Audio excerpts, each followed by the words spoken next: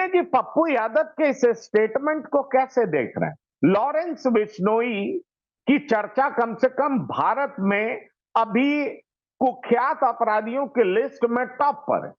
लोग उससे डर रहे हैं। बाबा सिद्दीकी के पास सुरक्षा व्यवस्था थी, पर उसको भेदते हुए लॉरेंस बिश्नोई गैंग के लोगों ने बाबा सिद्दीकी की हत्या कर दी, करनी सेना के मुखिया की हत्या कर दी, मूसेवाला की हत्या कर दी।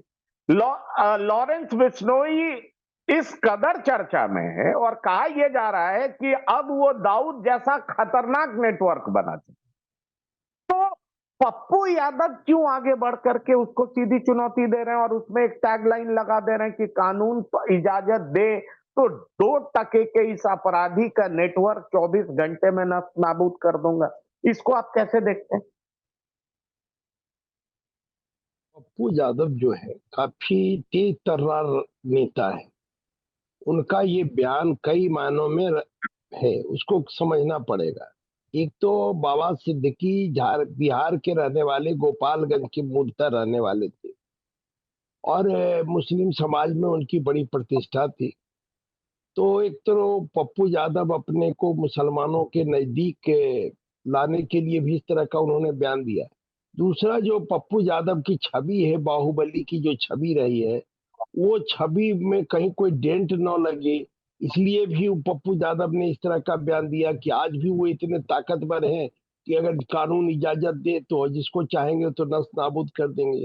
भाई, कानून तो इस तरह का कभी इजाजत दे ही नहीं सकता है, क्योंकि कानून के अनुसार चलेगा, संविधान के अनुसार चलेगा। और उनके जो नेता, जिस पार्टी से वो अपने को एसोसिएट मानते हैं, कांग्रेस पार्टी, उस पार्टी के जो बड़े नेता हैं वो तो बराबर संविधान की बात करते हैं, राहुल गांधी, कि भाई संविधान से देश चलेगा। तो भाई संविधान में तो कहीं इस तरह की इजाजत कोई कानून तो दे ही नहीं सकता है।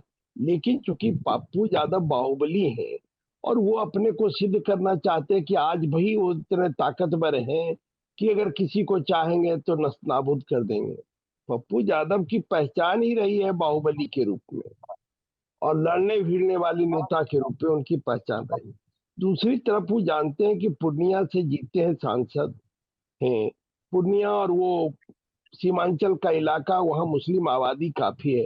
तो उस आबादी में, क्योंकि उस आबादी, मुस्लिम आबादी में एक वर्ग है जो इनको बड़ा पसंद करता था।